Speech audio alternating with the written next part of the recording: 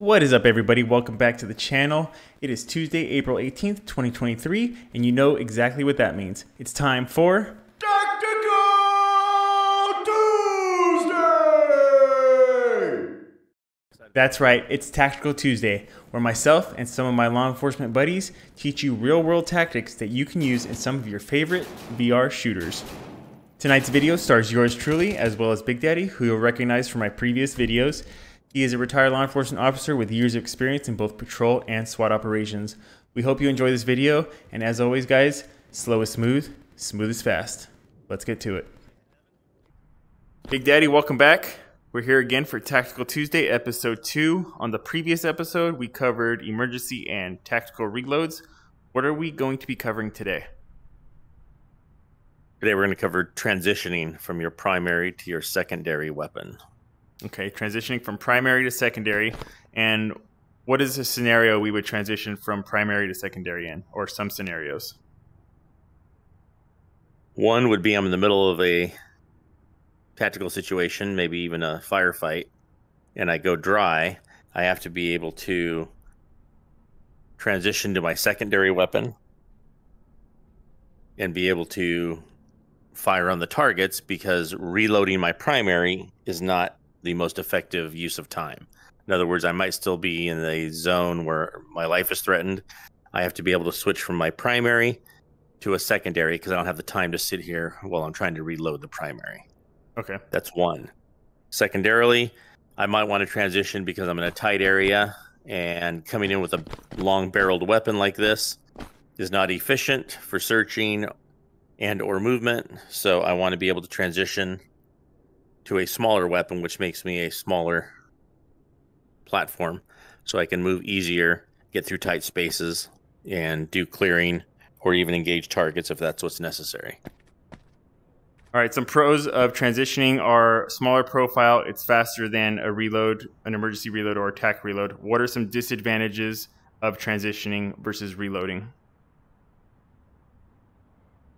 A disadvantage would be smaller caliber. I'm moving from a primary weapon like a 223 round to a handgun round, whether it's 9mm, 45. Also capacity. I'm going from what could be a 30-round magazine or maybe a 20-round magazine to something with maybe 10 rounds or 12 rounds in it. Okay. And what about distance? Does distance factor in at all, whether you transition versus reload your primary? Yes. Because if my target is 100 yards to 125 yards away, I have no problem in reaching him with a primary weapon. But if I run dry on my primary, I'm better to take cover and reload my primary to be able to reach out and still hit my target than I am trying to switch to a handgun that maybe can go 50 yards at best. All right, Big. So now I'm going to have you demonstrate for us the proper way to do a transition. However, I do want to explain for the purpose of this video, in real life, you would have the rifle on a sling. This is a VR video game. There is no sling. We have to sling it essentially by putting it into like a holster on our belt or our vest. So when you transition, when you go to dump the rifle, we'll pretend that it's on a sling. So the rifle is going to hit the ground, but in real life, it would be on a sling and stay around our chest. Okay? Correct. Yes. Okay.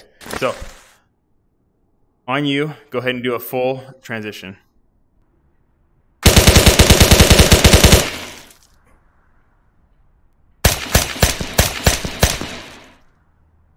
All right, Big. So you showed us the transition in full speed. Now I want you to do it and break it down step by step for the people watching. All right. So I'm engaging a target. I'm firing rounds. All of a sudden, I go to malfunction or the weapon being dry. No rounds left. At that point, that's when we dumped it, which it would have been on a 3-point sling in reality. I reach down with my right hand. I'm grabbing my handgun. I bring it up, and I now engage the target with my handgun. All right, Big. We went over the emergency transition. What other types of transitions are there? There's a tactical transition. 2 different types. One, strong side, weak side, and the other being primary weapon to secondary because I'm in a tight quarters or a tight area and this weapon's too long. Those are tactical transitions. Okay, show us the first type of tactical transition. All right, I'm looking at a doorway here, and I want to clear it without making entry, and it's called slicing the pie, where I'm going to move across, and I'm taking little bits at a time as I move in an arc from one side of the doorway to the other. Now, if you notice, in real life, strong side is right hand. So that's why we go strong side, weak side. That's what we call it. Strong side, I'm right-handed. However, if I were to stay right-handed this whole time, and I want to clear this room using the slice, you'll notice my shoulders and my head are the first thing presented in that room before my barrel's even clearing the door jamb. That would not be good for me because a threat inside can see all of that before my weapon comes in. So at that point, I would transition to what I'm consider my weak side, left-handed, and I could still now move across and slice this pie, except now the first thing that's seen is going to be my barrel of my weapon, as opposed to my head leaning out because I'm using the wrong side. Then I can clear the rest of this room all the way across, coming in. And if you notice, that's moving from the right side of the doorway. That was moving from the right side in an arc to the left side. But let's say I entered through this hallway right behind me, and now I have to clear this room slicing, but I'm going to clear it from the left side to the right side. Well, now that's perfect for me being strong side on the right hand, because now I'm already in the same position I'm normally anyway, holding my weapon. And again, I can engage a target as soon as I see it, as I clear the room 10 degrees at a time without ever overexposing my head and my shoulders to the threat inside. All right, Big, for the first tactical transition you went over with the slicing the pie, let's show why you would transition from your right shoulder to your left shoulder. For this one, go ahead and slice the pie, but leave the gun on your right shoulder, your strong side, as you do it, just so I can see it from the inside of the room as you're clearing. So I'm going to show you, based on what we just showed you a few seconds ago, the wrong way, the incorrect way to slice the pie from the right to the left as I'm looking at the door jamb. You ready? Yep. All right, so I have it on my strong side. I'm right-handed, if you remember, but I am moving across the doorway to my left. And as I'm doing this, I'm clearing the room, but most likely you're going to be able to see me first. I can see your elbow already. Okay, and my weapon still has not cleared the door jamb yet. Correct. I don't see the weapon. I will let you know when I can see you. At this point right now, staying strong side, I can now see your arm. Right. Okay. And from my angle, I can see your body. I can see your whole half of the body. Correct. Okay. Now I'm going to do it correctly. Again, this goes back to reading the room, knowing you're going to slice, in the cases I'm looking at the door, right to left. And now I've transitioned to my weak side. So now you should see less, and I should be able to see more. So now I have your gun already inside on my side. Okay. And right here, I can now see your arm and your shoulder with my weapon. Okay, so what I see is the barrel of your breaching shotgun, a little bit of your knee. Obviously, there's no leg tracking, so I mean, you can't really do anything on this game with that. And just, let me see what that is. Oh, your night vision on top of your helmet. But other than that, I can't see anything. Unless I lean out like this, but it's a sliver versus what it was the first time. The first time was a whole half of the body. And this is why you got to be careful when you slice. You don't lean out this way as you're doing it. Leaning out does not allow you to see more faster. It actually presents more of you as a target. Where if you stand almost straight up, you can clear more and protect yourself longer. Other type of transition is, I'll go on this side of the door.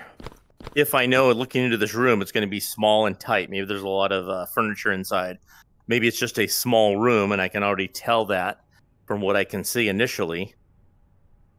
If I am here, it's very hard to go into a room that's either one, very small, or has a lot of fixtures in it and a lot of things, and manipulate and search different things with this weapon way out here with the barrel going out so far. So I would read that, see it's going to be a tight room, and I can do a tactical transition of the second kind. And that is me holding my weapon here. It's still maintained in this position. If you notice, my weak hand, my left hand, is still on the foregrip. Because as I leave this weapon, and I'm coming down here to grab my secondary or my handgun, if I engage a threat, I just have to come back. I'm right back on and I can start firing right from here, because this weapon has always stayed level and ready to engage. I do not actually start dropping this weapon until my hand has already brought my handgun up and we're coming through. Now, if a threat came out, I would just engage it with my handgun, which is now in place, ready to go. Now, once I'm out, let's say I did this whole tactical transition, no threats came out, and I'm ready to transition back from my secondary back to my primary. It's just the same in reverse. I hold the handgun here, but now I'm bringing up my primary, because if a threat comes out, I will still engage it with my secondary, because it's still my main weapon right now. But at this point, I bring this one up. I can now put this one back in the holster, bring my hand up, and now I'm ready to engage with my long gun or my primary weapon. So that is also a tactical transition. All right, Big. So we went over transitions today. Thank you for joining me on Tactical Tuesday. I know how difficult it is for you to join me being retired from law enforcement and not having a damn thing to do with your day. Any parting words for everybody watching? Just one of the things that I learned early on that still is true today. Train how you fight, and you'll fight how you trained. All right, and I'm sure you'll be here for episode 3. Thank you guys for watching, and as always, slow is smooth and smooth is fast.